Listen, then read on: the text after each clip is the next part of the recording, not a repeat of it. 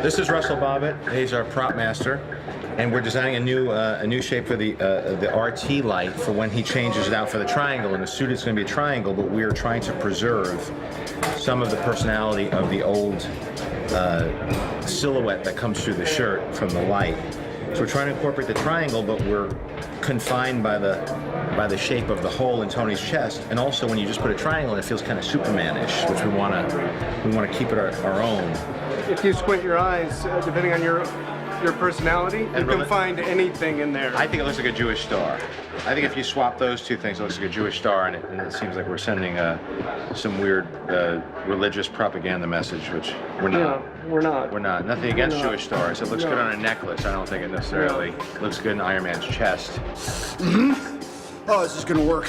You get so lost in the tech talk, and ultimately all of it is movie comic book logic, that to have something graphic going from a circle to a triangle, people will get that there is a new advance in that tech.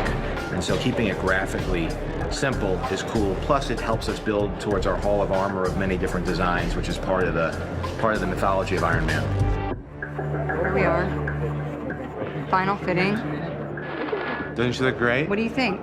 Questions, comments, concerns? She weighed 170 pounds when I hired her. Look what she got in the shape. She's been training 3 hours a day, at least, just on the stunts. Oh yeah, no, don't forget the 2 hours I spend lifting my own body weight. There's that too.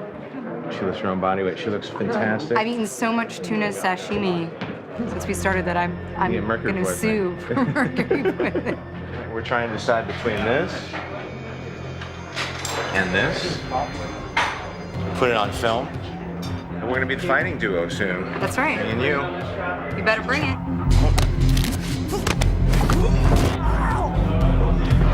Hi, I'm Heidi.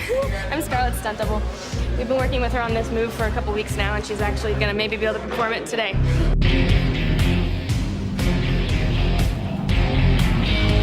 It's kind of a cartwheel, a one-armed cartwheel with a leg lock around the guy's neck, and then you yank him down to the ground and he does a front flip to his back.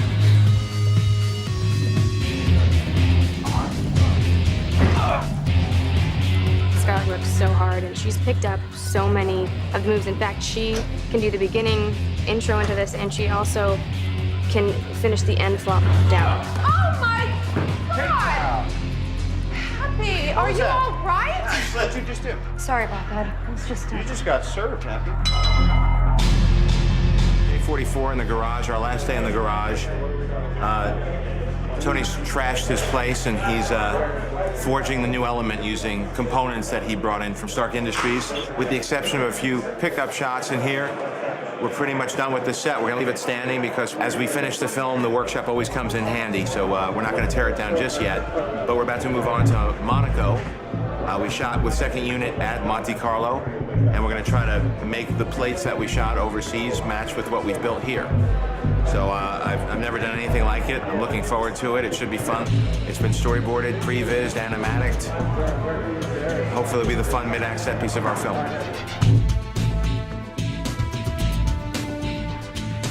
It's important to us to showcase that Tony Stark, that Iron Man is a global hero. He's a jet setter, so the idea of shooting in Monaco and the idea of actually shooting in Monaco during the historic Grand Prix was very exciting.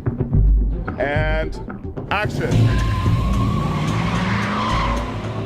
Et puis quand on fasse le plan avec la Silverado, je laisserai bloquer. Monaco to me encapsulates all of Tony's worldly endeavors and also a passion of his, which is racing. The historic race at Monaco has the best of the Formula One cars. The cars all have about 500 horsepower, driven by the owner-drivers who are Tony Stark type of characters with a fairly high level of wealth.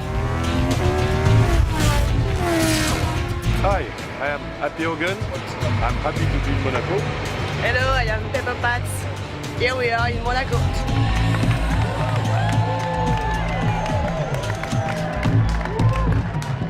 3, 2, 1, go.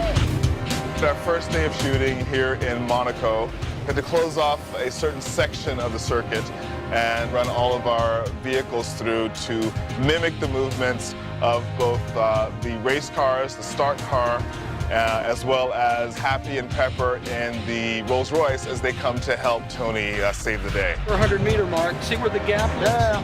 No barrier? Yeah. Right there is where it should happen. Yeah, I think we have to, it's a boom down to that.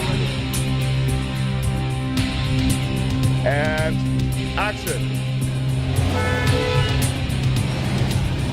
It's a combination of empty plates, sort of cars driving with cameras down the street, into which we'll add digital race cars of Tony racing, background plates to put behind people, just to make it feel like we're actually in Monaco. And then we'll combine that with other material we shoot in sets in LA that are also built to replicate this environment. To make it look as if the entire fight and all of the actors were here in Monaco, whereas they actually weren't. All of their work is shot in Downey, California.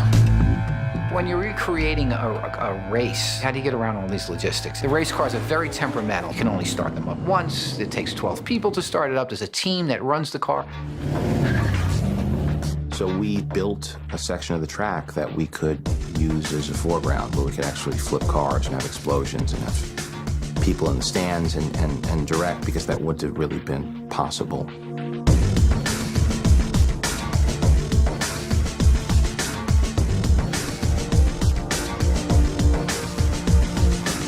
We built that track in Downey, which is a place that we shot the first film, and it's a film-friendly studio with a lot of outdoor space. So we're building a large-size set with an enormous green screen.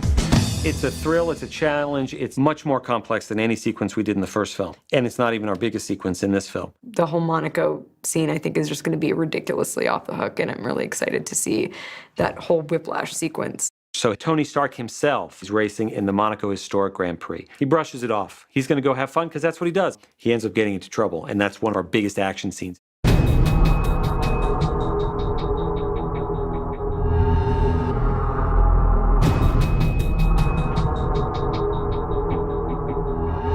We premiere Whiplash in the first version of his suit.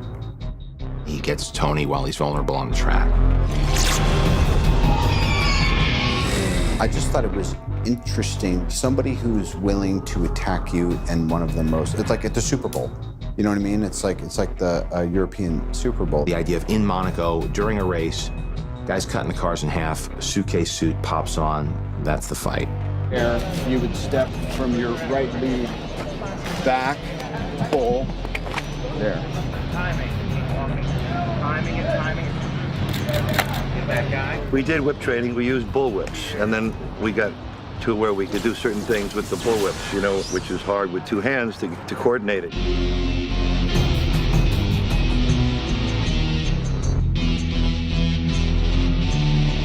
Grabs him by the neck and the arm. Yeah. By the neck and the arm, wraps around, pulls up, and then we'll pick the proper trajectory and animation. Because it's an action movie, it was something that was very challenging to do, and that was part of the appeal to me. It was, you know, Mickey and I and stunt guys and John and all these big things set up and hanging upside down.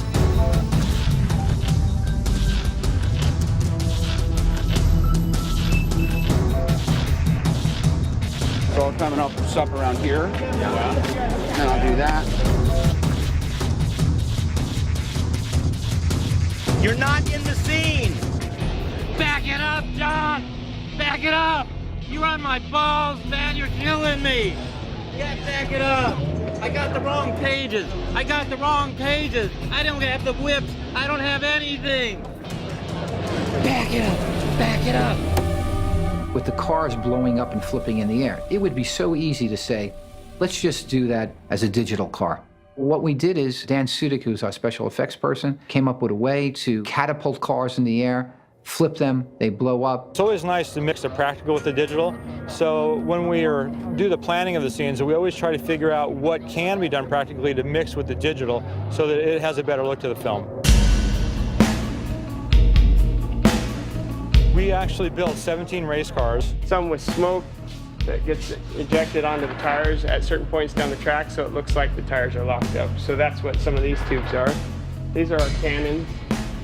They'll shoot a 6-inch pole out onto the ground, launching the car into the air. We started months ago. We started probably in January, figuring out the shots, figuring out the track system, you know, doing the math on all the gags. doing some testing, photographing some testing, getting it approved by the director, and that led us to this point here. These cars are really being flipped in the air, tumbling down the track, a quarter-mile track, exploding, and the actors in the scene. It's on a ratchet, so we're going to pull it with a pneumatic device based on the position of the other car in front of it. It's one of those things where we know the acceleration and we have to calculate the deceleration so that we don't launch the cameras off and ruin the film.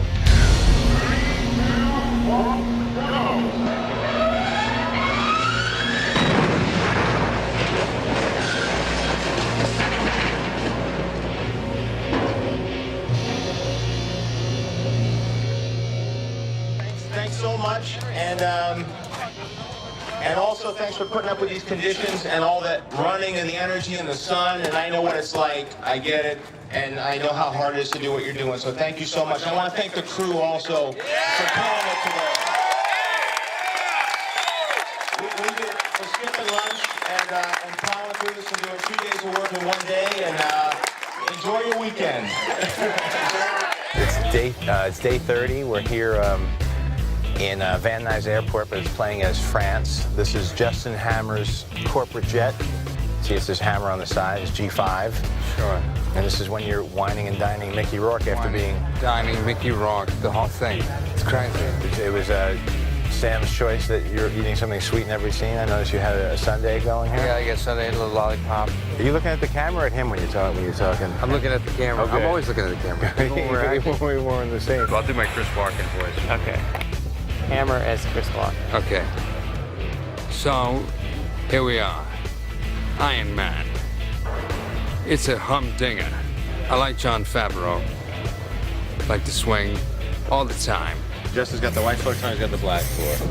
He's got the dark suit, you got the light suit. I got the light suit. You have the Yang, his Yin. The salt and the pepper. How many times we worked together now? We did Made together. We did Made, that's right. G-Force.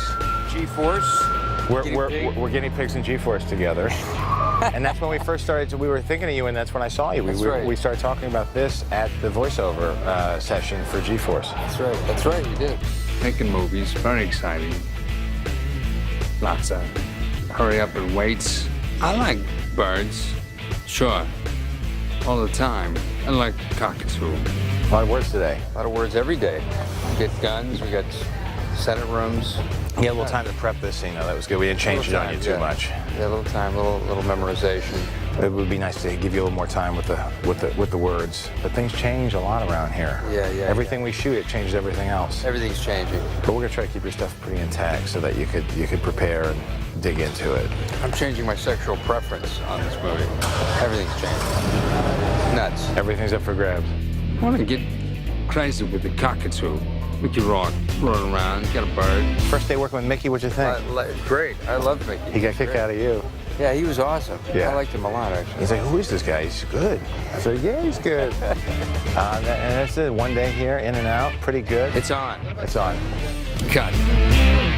We're setting up here for the Black Widow hallway sequence. This is where she takes out 12 guards and John fights 1 guard.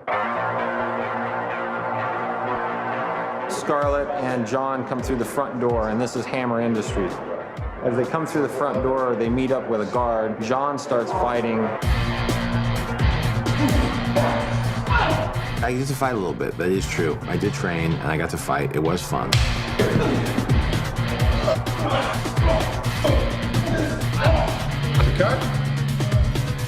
Scarlett's been doing an amazing amount of training for this. In some of the more dangerous parts of this sequence, I put Heidi in just because I can't risk having Scarlett get hurt, but this is kind of the culmination of about 8 weeks of solid training for her, about 4 hours a day. When I first saw the sequence that they wanted me to do when it was completed and choreographed, I just thought to myself, oh my God, I just don't know how am I gonna do this? Ready, and action.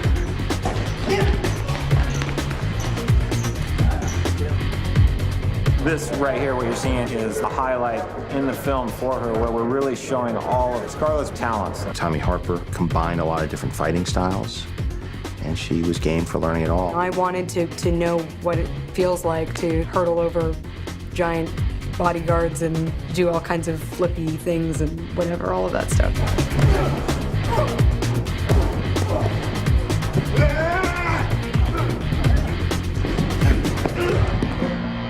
we got it. And when Tom says that he got it, then I know he got it. It was good. I looked at it. You felt good with it? I didn't see anything. Are you sure? Yeah, I mean, we're gonna still pick up like specials. Yeah, you're right.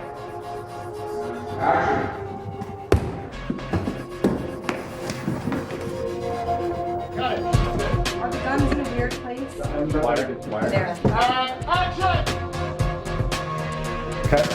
One more, right away. There. Is that helping? That does help. Man, I'm trying to make her badass, man. She's too sweet.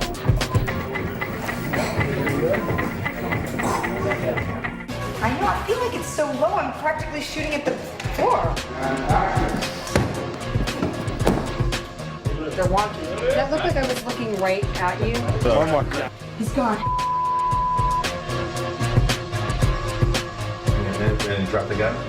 It was a lot of work and very frustrating at times. Let's do one more and after just sort of cruise out. Reshoots? What reshoots? Is that low enough? Sure. Too low? Great. Which I'm sure you see on the behind the scenes, me just being like, why? No, you know, and wanting to get it right.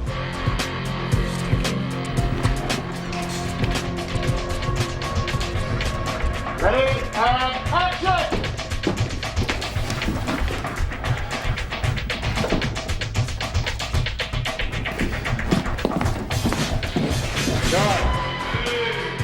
Very nice.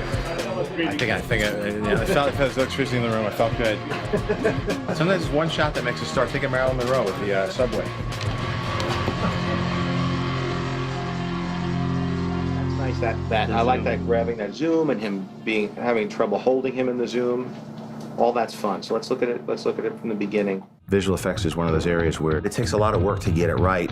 I let those guys off the leash, and the ideas just poured forth. They're just torrent of ideas coming at you with such enthusiasm, and they would say, dude, make sound effects, and then this happened, and I shoot, and this explodes up, it was just great, and I would just be charmed by it. I mean, yes, we'll do it, and everybody would say, how are we gonna do that? I was like, then we'll figure it out. We're not gonna do all of it.